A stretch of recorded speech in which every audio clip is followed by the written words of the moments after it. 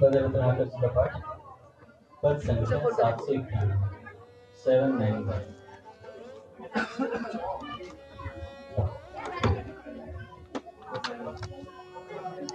बद्रनाथ चित्रपट पद संख्या 791 791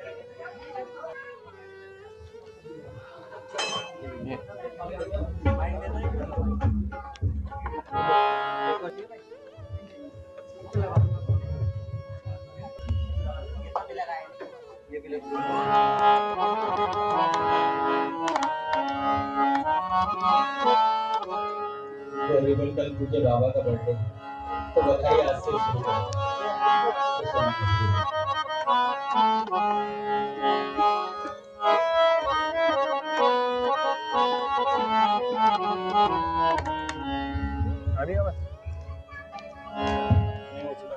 उसका चल रहा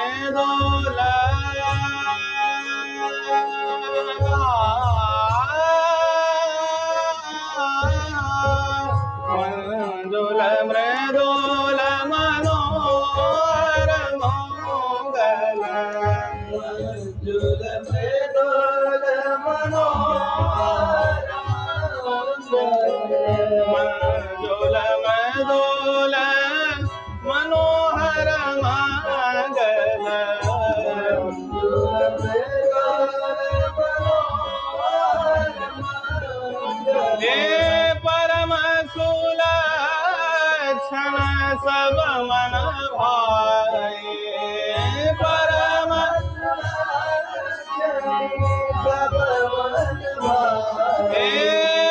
परम सुलक्षण सब मन भाए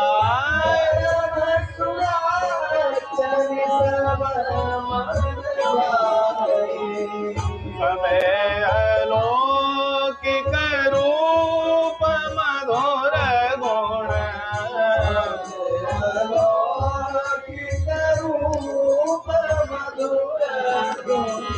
सबे अलौकिक रूप मधुर गुण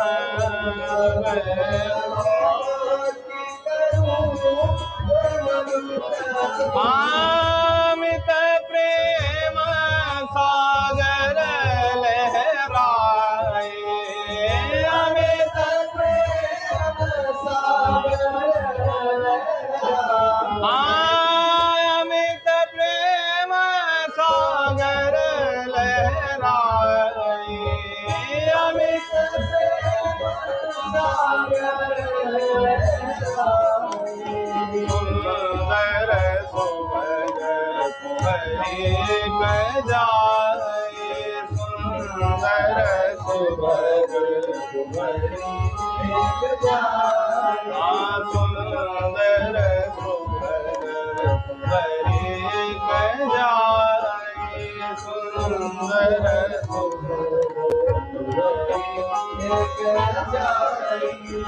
चिदानंद रस हरि के लारे चिदानंद रस हरि किया चिदानंद रस हरि के लारे चिदानंद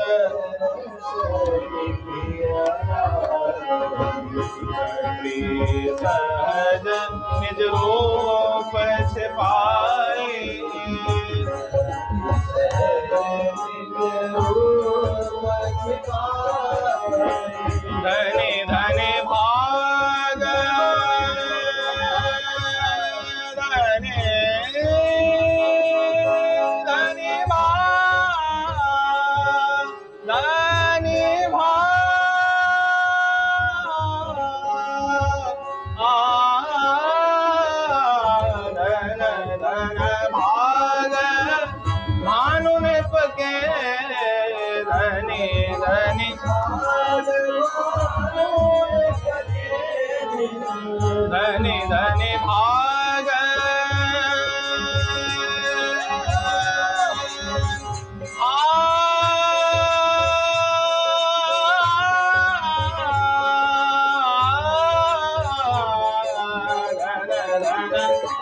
भागवानो ने पके जिन धनी धनी भागवानो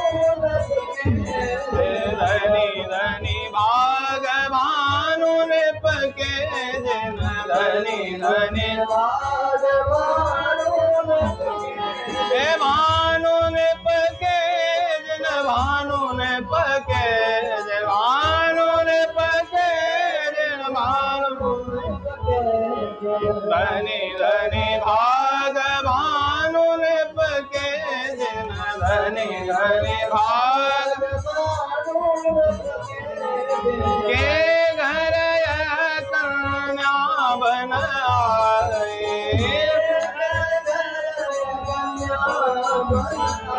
आके घर कन्या बनाए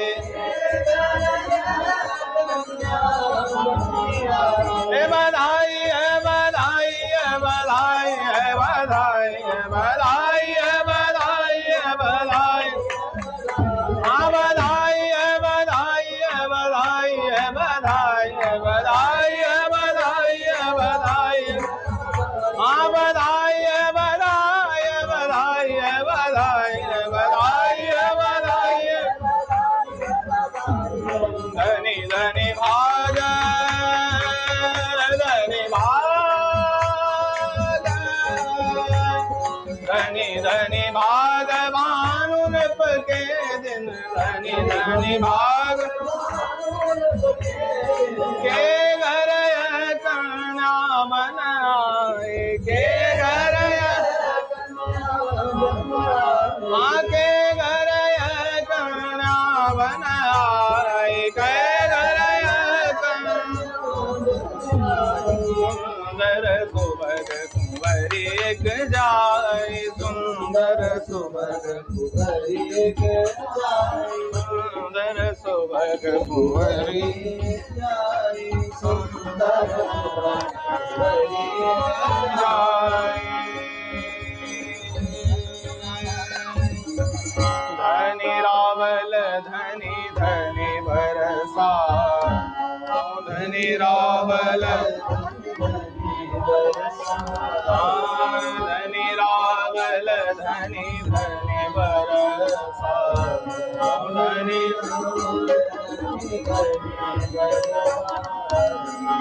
गोपी जन गोद खिलाए गोपी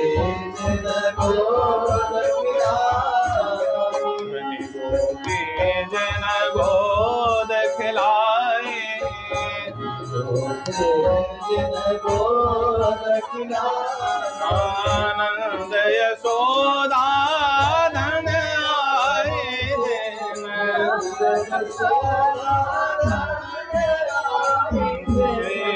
नंद यशोदा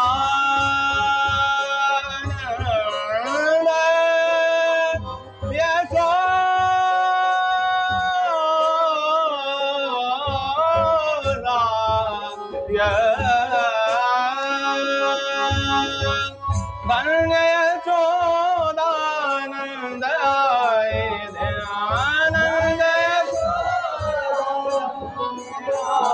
आनंद यशोदानंद आए आनंद नंद यशोदानंद आए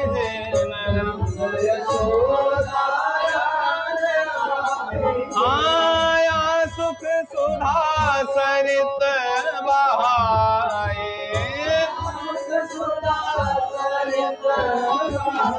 आया सुख सुधा सरित बहाए हे बधाई है बधाई है बधाई है बधाई है बधाई है बधाई है बधाई हे बधाई है बधाई है बधाई है बधाई है बधाई है बधाई है बधाई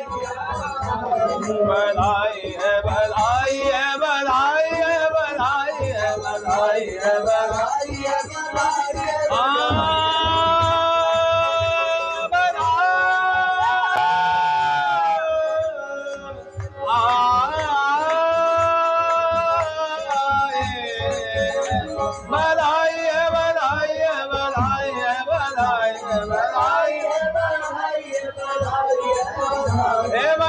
है, बधाई है, बधाई है, बधाई है।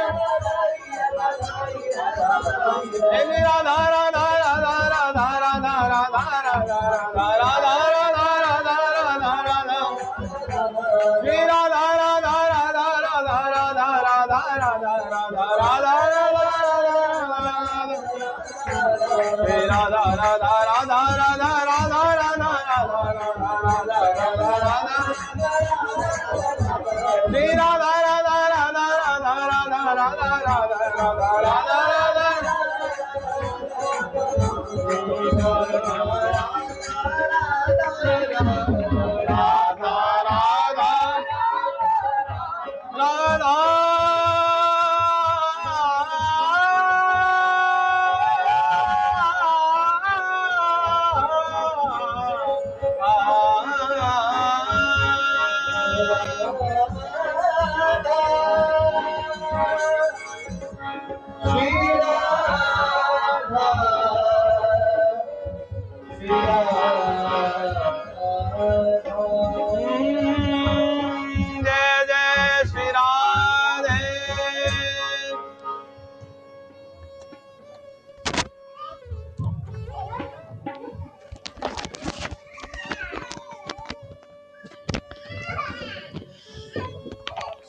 बोले राधा माधव सरकार की जय।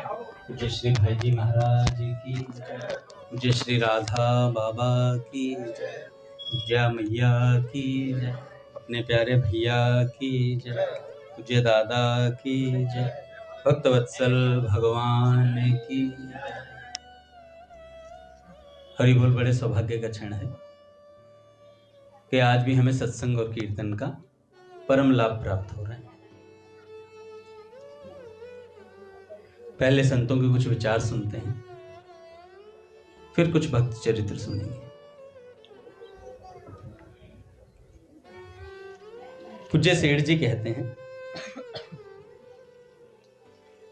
भगवान की महिमा बड़ी रहस्यमयी है और उनके नाम की महिमा तो उससे भी ज्यादा रहस्यमयी है।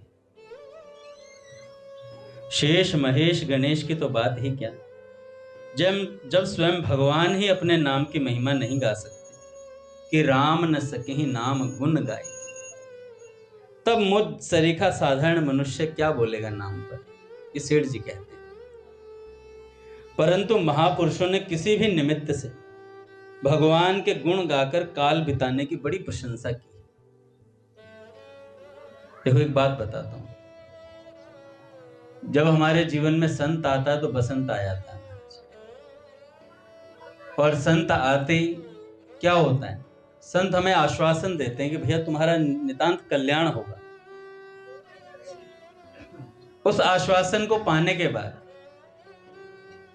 साधक के पास दो रास्ते होते हैं, या तो वो ढीला पड़ जाए, अब तो काम हो ही गया है, आराम से कुछ भी खाओ पियो, नियम तोड़ो, सत्संग मत करो, कीर्तन मत करो, नाम मत जपो, ये कर सकता है, छूट है उसे, क्योंकि भगवान ने स्वतंत्र बनाया।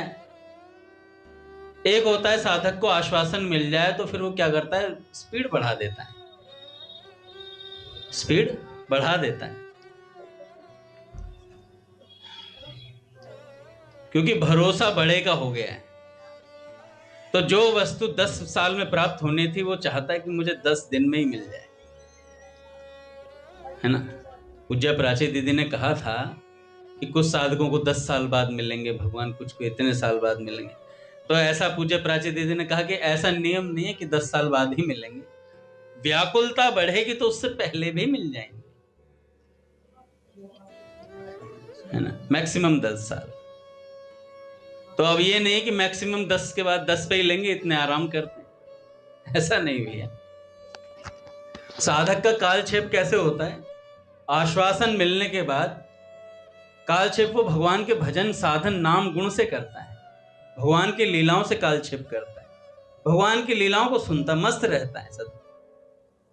ऐसे कालक्षेप होता है साधक का। आलस्य प्रमाद में कालक्षेप नहीं होता है कि अब आश्वासन मिल गया फिर उसके बाद अब आलस्य और प्रमाद करेंगे। मिली हुई कृपा छूट जाती है भैया, संतों ने बताई ये बात कि मिली हुई कृपा से वंचित हो जाना पड़ता है। कई साधक ऐसे भी हैं जो बाबूजी बाबा के साथ रहा करते थे और आज भी कहते हैं हम बाबूजी के साथ रहे हैं, पर वो लाभ नहीं ले पाए। ऐसा कहना बनता नहीं है, पर बन रहा है, इसका मतलब हम उनकी कुछ कमी रह गई होगी। किनकी? संतों की नहीं, हमारी कुछ कमी रह गई होगी। समर्थ को नहीं दोष गुसाएं, और प्रियतम का कुछ दोष नहीं है, वो तो है निर्दोष। गलती हमारी ही होती है। तो भगवान का नाम लेकर समय बिताने की बड़ी महिमा कही गई है, सेठ जी कहते हैं। इसी हेतु से नाम महिमा पर किंचित लिखने की चेष्टा की जाती है। आगे आगे हो जाएंगे महाराज भक्तजन, बिना बात किए। भगवान नाम की महिमा सभी युगों में सदा ही सभी साधनों से अधिक है, परंतु कलयुग में तो नाम की महिमा सर्वोपरि है। कहते हैं कलयुग में केवल श्री हरि का नाम ही केवल उपाय है। इसका यही अभिप्राय है, कर्म योग ज्ञान आदि साधनों का सांगोपांग संपन्न होना इस युग में बड़ा कठिन है। ध्यान करने बैठो, बगल में डीजे चल रहा होगा, ध्यान लग नहीं सकता आपका। यज्ञ करने बैठो, सामग्री प्रस्तुत नहीं है आपके पास, और प्रस्तुत है तो वो शुद्ध नहीं है, और शुद्ध कह रहा है तो हमें पता नहीं है कि वो शुद्ध है भी या नहीं है। और उसके बाद हमारा भाव नहीं, भाव की भी कमी रह जाती है, तो कहीं ना कहीं कुछ कमी रह जाएगी। पर भगवान का नाम एक ऐसा जिसमें कोई कमी नहीं रह सकती।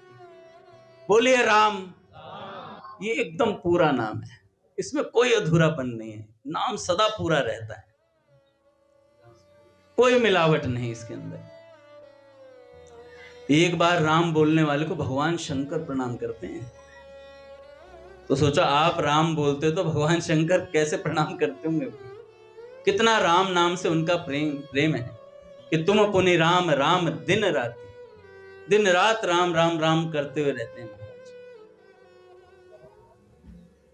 भगवान नाम बड़ा ही सुगम साधन है, इसके सभी अधिकारी हैं, सभी इसको समझ सकते हैं, यह सबको सुलभ है। मूर्ख से मूर्ख मनुष्य भी इसका आराम से नाम ले सकता है, नाम का जप कीर्तन कर सकते हैं। इसमें ना कोई खर्चा है ना परिश्रम है। बताओ आप लोगों से यहाँ पर कीर्तन करने का 500 रुपये लिया क्या? और लिया जाएगा तो आओगे क्या? कोई पैसा नहीं लिया गया। भगवान का नाम फ्री है, एकदम मुफ्त मुफ्त मुफ्त। स्वामी जी महाराज कहते हैं, पूज्य स्वामी राम सुखदास जी महाराज कि मुफ्त की दुकान खोले बैठे हैं ठाकुर जी। स्वामी जी महाराज मुफ्त की दुकान, जहां क्या मिलता है? कल्याण मिलता है भैया, और उस पर भी ग्राहक आए कोई कोई। पूज्य दादा को प्रणाम।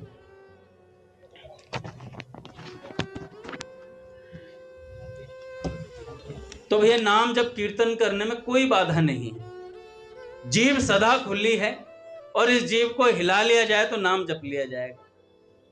कोई आपकी जीभ को पकड़ नहीं रहा।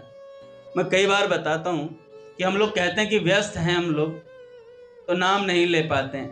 तो पूज्य मलुकपीठ सरकार कहते हैं कि एक बार हम बैंक में गए थे किसी कार्य से, वहां पर कैशियर नोट गिन रहा था और भगवत गीता के श्लोकों की आवृत्ति कर रहा था। मतलब भगवत गीता के श्लोक बोलते बोलते नोट गिन रहा था। तो महाराज जी कम से कम 1-1.5-2 घंटा बैठे रहे वहां पर, और बैठने के बाद जब उठे तो उन्होंने कहा कि जो जिस कार्य के लिए आया था वो बाद में करूंगा, पहले ये बताओ कि ये भगवत गीता की मतलब कितनी बार आप आवृत्ति कर लेते हो दिन भर? कह रहे जितनी बार हो जाए उतनी बार।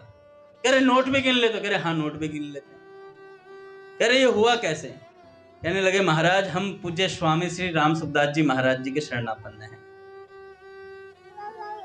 भैया वो स्वामी जी सेठ जी का होगा, उसके भगवत गीता कंठस्थ ना हो, मेरे तो नहीं है।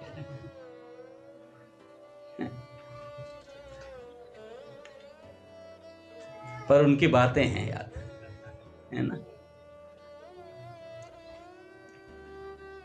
उनके हैं तो उनके वाक्य भी पढ़ने चाहिए महाराज। नित्य स्वाध्याय करना चाहिए, समय निकालना चाहिए। हम सब चीजों के लिए समय निकाल सकते हैं, खाने पीने कूदने फिरने सबके लिए समय निकलता है, और स्वाध्याय के लिए समय नहीं निकलता। क्यों? क्योंकि प्रायोरिटी नहीं है। संडे की छुट्टी होगी, क्रिकेट खेलेंगे 4-4, 5-5 घंटे। एक पूज्य मलुकपीठ सरकार के जो गुरुदेव हैं, उनके गुरु भाई हुए दादा। और वो क्या होता था कि जब छुट्टी होती थी जिस दिन, उस दिन वो क्रिकेट खेलने जाते थे। एक दिन जा रहे थे तो भक्तमाली जी महाराज ने कहा कि भैया खेलते तो हर रोज, हर संडे ही हो, आज क्यों ना सत्संग सुना जाए। उन्होंने कहा ठीक है महाराज जी, आप कह रहे हो, चलते हैं। गए और वहां पर जाकर रामचरितमानस में भरत चरित्र चल रहा था। वो भाई जाते ही भरत चरित्र सुना, भरत चरित्र कथा सुन ली, वो तो प्रेम में सराबोर हो गए। उसी दिन कथा का ऐसा असर हुआ कि अगले दिन कहने महाराज जी मुझे वेश धारण करा दो, अब मैं भजन ही करूंगा। हो गया खेल खत्म, अब भजन ही करेंगे। तो ये संत जन क्या करते हैं, दिशा दिखा देते हैं महाराज। ऐसे वाक्य बोलेंगे, ऐसी बातें बोलेंगे, हमारा जीवन परिवर्तित हो जाएगा। एक राजा थे दादा। अब राजा है तो बंदे को काम ही इतना होता है, पर वो भजन से बड़ा प्रेम करता था। मन में उसके बात रहती थी कि मैं भजन करूंगा कभी फ्री होकर के। तो अपने गुरुजी से बोला कि गुरुजी मैं भजन करना चाहता हूं। गुरुजी ने बोला दिक्कत क्या है? कह रहे महाराज गुरुदेव दिक्कत ये है कि मेरा बेटा है छोटा, उसे राज्य सौंप नहीं सकता, और कोई मुझे योग्य दिखता नहीं है, और मैं चाहता हूं मेरा भजन में मन लग जाए। ये राज्य का इतना सारा फैला हुआ है, मैं परेशान हो चुका हूं। तो गुरुदेव ने कहा कि मुझे दे दे भाई। गुरुजी ने कहा मुझे दे दे। तो कह रहे हाँ, कह रहे तेरी दृष्टि में मैं तेरा गुरु हूं तो योग्य भी हूं। कह रहे हाँ गुरुदेव योग्य तो हो आप। कह रहे संभाल भी सकता हूं? कह रहे हाँ बिल्कुल संभाल सकते। कह रहे तो आज से प्रण कर ले, राज्य तूने मुझे दे दिया। राजा ने कहा दे दिया। अब राजा जाने लगा। राजा ने कहा कि मैं थोड़ा ना कोषाध्यक्ष से थोड़े रुपए ले लेता हूं, थोड़ा जंगल में रहूंगा तो थोड़ा खर्चा पानी चलता रहेगा। गुरुजी ने कहा अब तेरा नहीं रहा, अब तो सारा राज्य मेरा है, मैं तुझे कोष से 1 रुपया भी नहीं दूंगा। अब भाई मेरा है तो मैं नहीं दे रहा। और भाई वो राजा ने कहा गुरुजी कुछ तो चाहिए होगा कमाने खाने के लिए। कह रहे कोई नौकरी कर ले भाई छोटी मोटी। तो गुरुजी ने कहा, गुरुजी से कहा उन्होंने, हाँ ये सही कह रहे हो गुरुजी, भजन करूंगा नौकरी कर लेता हूं, अपना रात में आराम से भजन कर लूंगा, नौकरी से थोड़ा खर्चा पानी चलता रहेगा। कह रहे गुरुजी नौकरी बता दो कोई। कह रहे मेरे यहां पद खाली है राजा का। मेरे यहां पद खाली है राजा का, और ये सब संभालना है, ऐसे ऐसे ही कार्य है। संभाल लिया महाराज। अब राजा नहीं था, अब राजा नौकर था। अब वो कार्य भी कर रहा है, उसका भजन में भी मन लग रहा है, आराम से सब कर रहा है, भजन भी कर रहा है, पूरे दिन राजपाट भी देख रहा है। तो गुरुजी ने कहा कि सब बढ़िया चल रहा है? कह रहे हाँ गुरुजी भजन बढ़िया चल रहा है। जिन संत ने बात सुनाई उन्होंने कहा कि देखो बस दृष्टि बदलनी थी। पहले मालिक बनकर के कर रहे थे तो दिक्कत आ रही थी, इतना बोझ इतना बोझ। अब नौकर बन के कर रहे हैं, अब नौकर बन के कर रहे हैं तो कोई चिंता नहीं, आराम से भजन हो रहा है, बढ़िया नौकरी चल रही है, बस दृष्टि बदल गई। संतों का यही काम है, वे बता देते हैं भाई तुम मालिक नहीं हो, तुम किसी के नौकर हो, तुम किसी के हो, इतना बताने। स्वतंत्र नहीं है यहां पर कोई भी। जब स्वतंत्रता आती है तभी दिक्कत आती है। और तत्काल राजा ने भजन शुरू कर दिया महाराज, और गुरुजी ने कहा वाह बेटा लग जा भजन, समय बराबर मिलता रहा, दृष्टि बदल गई महाराज। तो संतों के वाक्य दृष्टि बदल देते हैं। एक राजा और थे,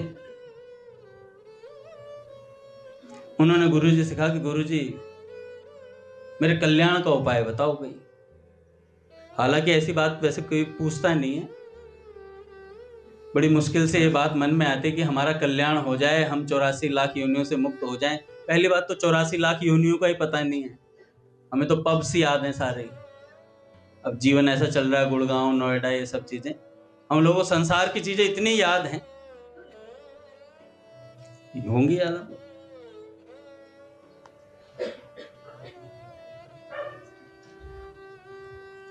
रघुनंदन ने कुछ बात याद दिलाई। कौन सा पद था अभी गा रहे थे? नहीं, गुरुजी की आरती गा रहे थे ना हम लोग। विचरते आनंद में डोले डोले। एक भक्त मेरे पास खड़े थे, उन्होंने मेरे डोले पे हाथ लगाया। दादा, उन्होंने यहाँ भाई से हाथ लगाया, करे डोले। मैं कहा देख, एक बात बताता हूँ, पूज्य श्री प्रेमानंद जी महाराज की बात है, मेरी बात नहीं है। हम लोग जिस चीज में ज्यादा रहते हैं ना, वही दृष्टि होती है हमारी, वही जुबान पर आती है। अब शरीर में ज्यादा ध्यान रहता है, जिम में ज्यादा ध्यान रहता है, तो हमें डोले ही नजर आते हैं फिर, है ना? ये हो जाती है दृष्टि। पूज्य प्रेमानंद जी महाराज कह रहे थे कि जब हम शरीर को स्वस्थ रखने का प्रयास करते हैं, ज्यादा प्रयास करते हैं, ऐसा पूज्य बाबा ने भी कहा, पूज्य राधा बाबा ने भी आस्तिकता की आधारशिला में कहा कि शरीर की अवमानना ना करें कि मैं भजन करता हूं तो अब शरीर स्वस्थ रखने की क्या आवश्यकता है। इसी शरीर से भजन होगा, तो इस शरीर को स्वस्थ रखने की बहुत आवश्यकता है। ये तो एक बार 103-4 बुखार चढ़ा, पड़ गए, ना माला हो रही है, ना सत्संग हो रहा, कुछ नहीं होगा, बस पड़े रहोगे। दादा एक बार आ जाना, जरा श्रेया ले जाओ, मुझे इंजेक्शन लगवा दो मुझे ऐसे फोन करेंगे फिर बात। तो शरीर को स्वस्थ रखना भी बहुत जरूरी है। लेकिन पूज्य बाबा ने कहा अब शरीर स्वस्थ रखने के चक्कर में आप सत्संग भजन को तिलांजलि नहीं दे सकते। शरीर स्वस्थ रखना है, इसका मतलब ये थोड़ी ना कि आर्नोल्ड बन जाना है, उसके बाद ध्यान ही नहीं है भजन सत्संग का। तो मुख्यता भगवान के भजन की होनी चाहिए। तो कहां थे मैं, राजा ने बोला कि गुरुजी मेरे कल्याण का मार्ग बताओ। तो कल्याण का मार्ग पूछा तो राजन ने, गुरुजी ने कहा, राजगुरु थे, उन्होंने कहा कि राजन भगवान का नाम जपा करो। अरे गुरुजी आप तो देखते ही हो मैं कितना व्यस्त रहता हूं, नाम जपने की फुर्सत कहां है। तो उन्होंने कहा कि भाई सत्संग सुना कर। कह रहे नाम तो जपा नहीं जा रहा मेरे से, मैं सत्संग कहां से सुनूंगा। अब गुरुजी ने कहा भाई क्या करूं तेरा, कीर्तन किया कर। अरे जब नाम नहीं जप रहा, ना सत्संग कर रहा, तो कीर्तन कैसे होगा। करे फिर गुरुजी को उपाय बताओ कुछ। करे एक बात कर,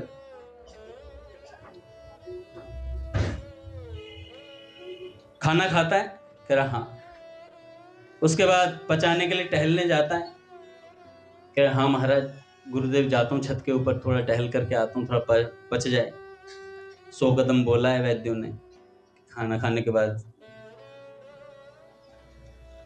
कई भक्त कीर्तन में भी कूदते हैं खाना खाने के बाद, थोड़ा सुपाच्य हो जाए। चलो ये भी ठीक है सखी, एक पंथ दो काज, भगवान का नाम भी हो गया, शरीर भी स्वस्थ हो गया।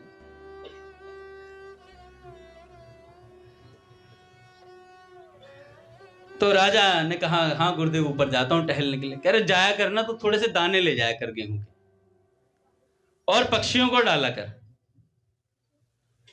तो पक्षियों को दाने डालना शुरू कर दिया। अब जैसे ही दाने डाले महाराज, पहले दिन गए तो 2-4 पक्षी आते हैं। आपने देखा होगा विवेक विहार की रेड लाइट पे, पहले बहुत कम होते थे, पूरा झुंड का झुंड रहता है वहां पक्षियों का, कबूतरों का। तो धीरे धीरे वो दाना डालते गए और महाराज पूरी छत भरती चली गई। अब जेब में लाने की जगह थोड़ा कट्टा लेके आते थे, फिर सैनिकों से मंगवाते थे, और पूरे दिन दाना डालते महाराज। पक्षी पक्षी पक्षी पक्षी होते चले गए इकट्ठे। अब क्या हुआ, एक दिन एक हंस का जोड़ा ऊपर से जा रहा था। उसने देखा कि राजा की छत पर इतने सारे पक्षी, ये महल बहुत बड़ा था, वो भी हमारी प्रजाति के इतने सारे लोग। तो उन्होंने जाकर के नीचे छत पर उतर गए। छत पर उतरे तो राजा ने देखा भाई सारे तो कबूतर हैं, ये दो अलग से बिल्कुल वाइट अलग से लग रहे हैं। तो जाकर गुरु जी से बोला, गुरु जी देखो आज दो विलक्षण पक्षी आए हैं। गुरु जी ने बोला ठीक है चलता हूं। गुरु जी ऊपर गए तो गुरु जी ने कहा भैया ये हंस है। कह रहे राजा ने कहा मैं कैसे मानूं? कह रहे इनमें नीर छीर का विवेक होता है, आप परीक्षा कर सकते। परीक्षा करी तो भैया वो वाकई में हंस थे। तो गुरुजी ने बोला कि राजा कुछ समझ में आई बात? तो राजा ने कहा गुरुजी समझ में नहीं आया, आप समझा दो। कह देखो तुमने मेरे कहने से एक बात मानी कि पक्षियों को दाना डालना शुरू किया, तो कुछ ही दिनों में तुम्हारे महल की छत पर हंस आ गए।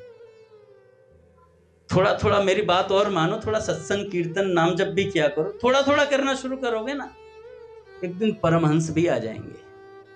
और जिस दिन परमहंस आ जाएंगे उस दिन तुम्हारा कल्याण हो जाएगा।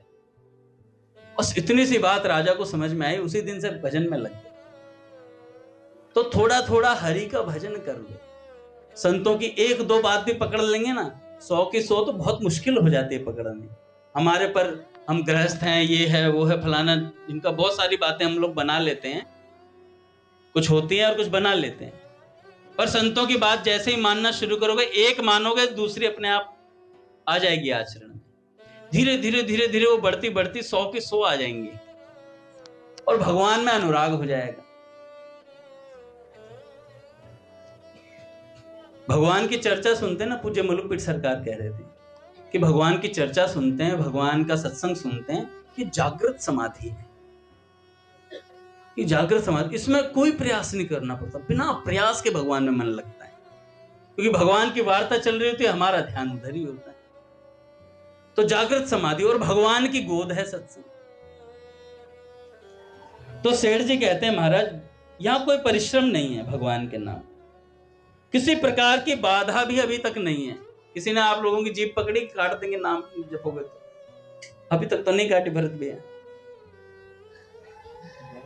और इसमें कोई शर्त भी नहीं है कि भाई नहा के जपना या बिना नहाए जपना, जैसे मर्जी रात को जब उठ जाओ।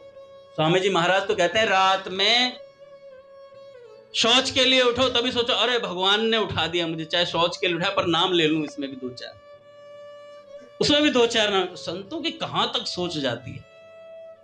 वो कहते हैं खाली नहीं जाना चाहिए समय, जब उठो तभी भगवान का नाम ले लो। 2-3 बार तो ले ही सकते हैं।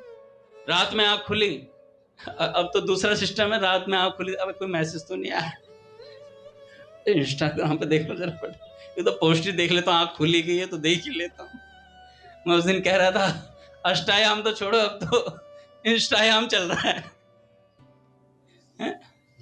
अष्टायाम प्रभु का चिंतन होता था, अब इंस्टायाम चिंतन होता है। जब उठे तभी इंस्टायाम, जब उठे तभी इंस्टायाम। तो हमें अष्टायाम करना है। मैंने मैसेज भी भेजा था ग्रुप पे। पूज्य बाबा कहते हैं भैया कैसा आपका चरित्र है, दुष्चरित्र हो, कैसे भी हो आप, भगवान के नाम के आप अधिकारी हो, भगवान के नाम के आप अधिकारी हो। पापी हो, पाप करे जा रहे हो अभी भी, तब भी कोई दिक्कत नहीं, नाम जपो, कभी तो सुधार हो ही जाएगा। ये नाम हमें भगवान तक ले जाकर छोड़ेगा। पूज्य बाबा कहते हैं नाम आपको भगवान के चरणों में ले जाकर पटक देगा। ऐसी सामर्थ्य नाम के बल नाम में, क्योंकि और साधनों में उठना पड़ता है और ये नाम स्वयं उठा ले जाता है। महाराज नाम में ऐसा बल है, इसलिए हमें नाम नहीं छोड़ना है। कुछ भी हो जाए नाम छूटना नहीं चाहिए। तो सेठ जी कहते हैं महाराज, महात्मा पुरुष बताते हैं कि पुत्र आदि के संकेत से हो, हंसी से हो, कैसी ही हो, अवज्ञा से हो, भगवान का नाम उच्चारण करना चाहिए। विवश होकर भी जिस हरि के नाम का कीर्तन करने पर मनुष्य संपूर्ण पापों से वैसे ही छूट जाता है, यानी उसके संपूर्ण पाप उसी तरह भाग जाते हैं जैसे सिंह के डर से भेड़िए भाग जाते हैं, ऐसे पाप भागते हैं।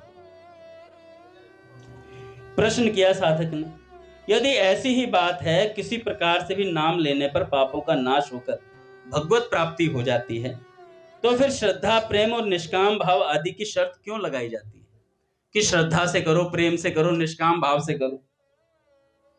श्रद्धा आदि की शर्तें शीघ्र प्राप्ति के लिए है। सेठ जी कहते हैं श्रद्धा और निष्काम भाव ये सब शर्तें क्यों लाए? जिससे शीघ्र प्राप्ति हो। भगवान कैसे मिले? सेठ जी से किसी ने पूछा, सेठ जी ने बोला कि इस लाइन को मत भूलना कि भगवान कैसे मिले। भगवान मिल जाएंगे। अगर ये बात याद रही कि भगवान कैसे मिले, भगवान इसकी रटन लगाते रहो, भगवान कैसे मिले, कैसे मिले, कैसे मिले, कैसे मिले, इसकी रट भी लगाते रहोगे तो भगवान मिल जाएंगे। एक सज्जन थे, संत थे, उनके आगे कोई भी कुछ बता देता था। किसी ने कहा, जाकर पूछते भगवान कैसे मिलेंगे, तो किसी ने कह दिया भैया पंचानल तापो, 5 प्रकार की अग्नि जलाओ और उसके मध्य बैठ जाओ और तप करो। बैठ जाते वो। किसी ने कहा कि भैया प्राणायाम करो, उससे भगवान मिलेंगे, तो वो करने। किसी ने कहा यज्ञ करो, वो करने लग जाते। किसी ने कहा अनुलोम विलोम करो, उससे मिलेंगे। किसी ने कहा कपाल भाती करो, उससे मिलेंगे, उससे में लग गए। तो अलग अलग प्रकार के साधन अलग अलग लोग बताते चले, वो करते चले जाते। एक दिन एक व्यक्ति उनके पास आया और उन सज्जन से कहने लगा कि महाराज, आप जो ऐसा भी साधन बता देता आप करने लग जाते हो, कब तक करते रहोगे? तो उन्होंने कहा जब तक प्रभु मिल नहीं जाएंगे तब तक मैं प्रयास करता रहूंगा। और इतना बोला तो सेठ जी कहते हैं तत्काल वो जो सामने व्यक्ति था ना, उसमें चतुर्भुज नारायण प्रकट हो गए। तत्काल चतुर्भुज नारायण भगवान प्रकट हो गए और वहीं भगवान की प्राप्ति हो गई महाराज। तो ये शर्तें हैं कि श्रद्धा से जपो, निष्काम भाव से जपो। सेठ जी कहते हैं ये शीघ्र प्राप्ति के लिए लगाई जाती है। जिसे शीघ्रता है भगवान से मिलने, और जिसे शीघ्रता होती है वो तो भैया फिर और तेजी से दौड़ता है। एक संत हुए, मथुरा में एक बड़े बूढ़े बाबा रहा करते थे, जो पेशे से डॉक्टर थे। नाम था डॉक्टर भरत, रख दिया मैंने अभी। वे 7 वर्ष की उम्र से ही अपने दादाजी के साथ परिक्रमा लगाया करते थे, गिरिराज जी की। 7 वर्ष की उम्र से। पट खुलेंगे महाराज। श्री राम जय राम, जय जय राम।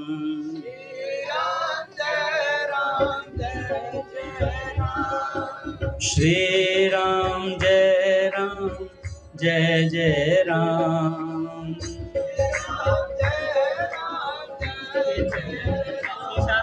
श्री राम जय राम, जय जय राम।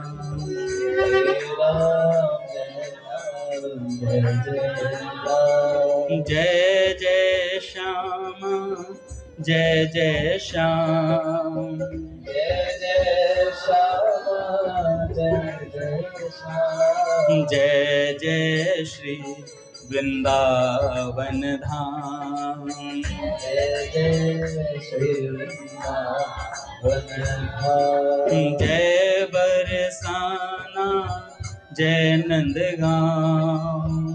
जय बरसाना, जय नंदगांव। पावन राधे तेरो नाम। पावन राधे तेरो नाम। श्री राम जय राम, जय जय राम। श्री राम जय राम, जय जय राम। श्री राम जय राम, जय जय राम। जय जय राम। श्री राम जय राम, जय जय राम। जय जय राम। श्री राम जय राम, जय जय राम। श्री राम जय बोलिए राधा माधव सरकार की जय, गुरुदेव भगवान की जय। तो बढ़िया बूढ़े बाबा रहा करते थे। 7 वर्ष की आयु से अपने दादाजी के साथ गिरिराज जी की परिक्रमा देते थे। इस नियम का पालन करते करते 7 वर्ष से उनकी आयु 72 वर्ष की हो गई। सोचो 7 साल की उम्र से गिरिराज जी की परिक्रमा दे रहे, 72 वर्ष के हो गए। एक दिन मौसम खराब था, फिर भी उन्होंने रात में परिक्रमा जाने का निश्चय किया। लोगों ने मना भी किया, बाबा बूढ़े हो गए और रात में थोड़ा कम दिखेगा तो ऐसे मत जाओ। तो उन्होंने कहा नहीं भैया, नियम है तो जाना ही पड़ेगा। लोगों ने मना किया, पर उन्होंने सोचा कि दिन में अस्पताल बंद नहीं करना पड़े, इसलिए रात में परिक्रमा कर लेते हैं। परिक्रमा का मार्ग कच्चा था और रास्ते में तेज बारिश हो गई। चलते चलते बाबा एक कीचड़ में फंस गए, पैर फंसा और उसमें फंस गए। जितना पैर निकालने की कोशिश करते उतना ही और फंस जाते। उन्हें समझ आ गया कि अब बचना कठिन है और रात में कोई सहायता भी नहीं आएगी। बाबा ऊंची आवाज में भगवान को पुकारने लगे, श्री राधा कृष्ण के गह चरण, श्री गिरवर धरण के ले शरण। और इस कीर्तन को बार बार कर रहे थे आर्तनाद से। तभी उन्हें एक नन्हे बालक की आवाज आई, कौन है? बाबा बोले, मैं परिक्रमा यात्री हूं। बाबा ने कहा, अगर कोई पूछे तो बता देना कि डॉक्टर साहब दलदल में फंस गए हैं, अब अस्पताल कभी नहीं खुलेगा, अब क्लिनिक नहीं खुलेगा। बालक बोला, अभी तो बहुत डॉक्टरी करनी है डॉक्टर साहब, ये लो, ये मेरी छड़ी पकड़ो, तुझे भैया को बना, मेरी छड़ी पकड़ो, मैं निकाल लूंगा। बाबा को संकोच हुआ कि छोटा बालक उनका बोझ कैसे संभालेगा।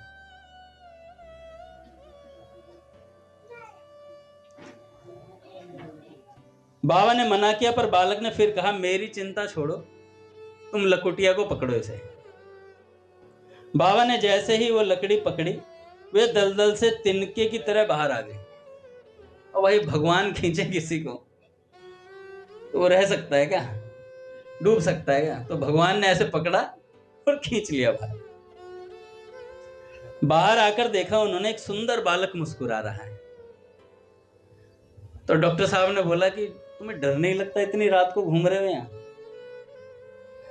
अंधेरी रात और वर्षा में बालक को देखकर बाबा बड़े आश्चर्य में पड़ गए। बाबा ने कहा, मोर पंख और बांसुरी तो ऐसे लगा के घूम रहा है जैसे तू श्री कृष्ण ही हो।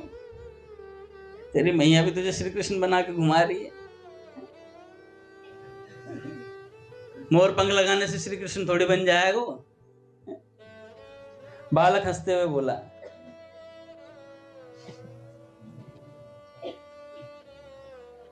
बाबा ने बोला, चल तू छोटा बालक है, पहले तुझे घर पहुंचाई आऊं। बालक ने कहा, मेरी छोड़ो, अपनी चिंता करो, मैं तुम्हें घर पहुंचाया आता हूं, फिर मैं घर जाऊंगा अपने। बाबा ने पूछा, क्या काम करता है? बालक बोला, मेरा काम है गिरिराज जी में घूमना, गैया चराता हूं और फंसे लोगों की मदद करता हूं। बाबा ने बालक की मां को बड़ा भाग्यशाली बताया।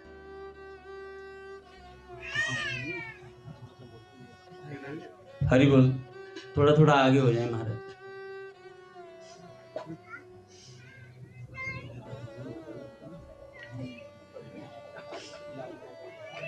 तो बाबा बोले बालक से, भैया तेरी मैया बड़ी भाग्यशाली है जो ऐसा पुत्र प्राप्त हुआ है। बालक हंसकर बोला, मेरी मैया पे तो कृपा है, क्या तो पे कृपा नहीं है? मेरी मैया पे तो कृपा है, मैं बड़ा भाग्यशाली, उन्हें मिल गया। क्या तो पे कृपा नहीं है? कुछ दूर चलने के बाद बालक बोला, अब रास्ता ठीक आ गया, परिक्रमा करो चुपचाप, मैं चलता हूं। मैं चलता हूं। बाबा ने पीछे मुड़कर देखा तो बालक गायब हो गया।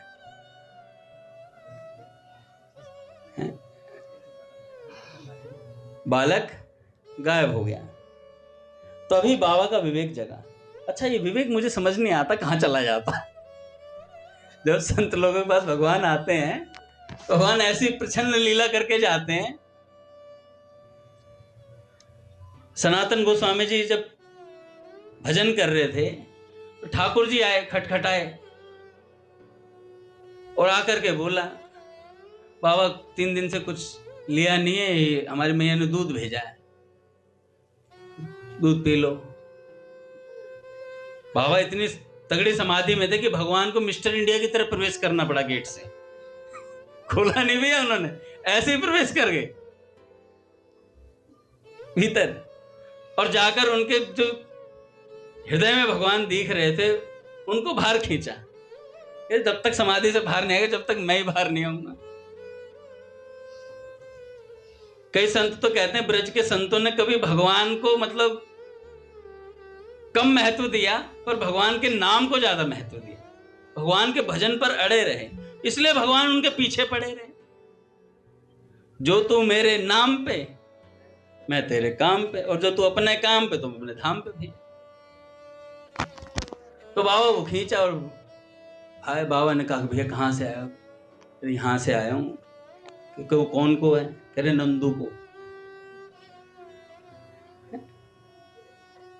केश कह रहे कौन है तुम्हारे घर में? भैया वैसे जो संत लोग मधुकरी लेते हैं उन्हें प्राय सभी घर याद होते हैं कि इनके घर पे कितने बालक है, सब याद रहता हूं। तो भगवान ने कही, हम 4 भैया हैं, केशव देव, गोविंद देव, हरदेव और बलदेव। 2 नाम अपने बता दिए, 2 दाऊ दादा के बता दिए। और उसके बाद वो चले गए। दूध पिया और महाराज दूध पीते ही वो तो कह रहे भैया ये तो दूध कहीं अलौकिक जगह से आ रहा है। और बुद्धि आई और तुरंत के तुरंत ढूंढने के लिए पीछे भगे। गांव घर घर में जाएं तो एक बूढ़े ब्रजवासी थे, उनसे पूछा कि बाबा ऐसे ऐसे कोई नंदू को घर है क्या? उनके 4 छोरा हैं। कह रहे पहले तो नाम बता छोरा उनके। कह रहे केशव देव, गोविंद देव, हरदेव, बलदेव। अरे धोखा देगे हो, धोखा देगे हो। अपने 2 नाम बताएगे और बलदाऊ के 2 नाम बताएगे, और कोई नहीं है। नंदू के नंद बाबा के हैं वो। ऐसे धोखा दे जाते हैं भगवान। कई बार भगवान हमारे जीवन में आते हैं, पूज्य भैया से सुना है। कई बार भगवान हमारी रक्षा करने आते हैं। कई बार हमें पता ही नहीं चलता। भगवान ने जब कहा है नाहम वसामि वैकुंठे योगी नाम हृदय न च मद भक्ता यत्र गायन्ति तत्र तिष्ठामि। तो हम यहाँ भक्त लोग सब कीर्तन करते हुए भगवान है नहीं क्या? भगवान आते हैं, और यहाँ तो विशेष ही आते हैं भैया। तो बाबा को बड़ी मूर्खता हुई, कह रहे कि यार तो भगवान थे, और भगवान धोखा देके निकल गए। बाबा कभी इधर ढूंढे, कभी उधर ढूंढे, कभी धरती पर लोट लगाते, कभी रोते और कभी हंसते। ऐसी स्थिति होगी बाबा की। पूज्य भैया आगे मान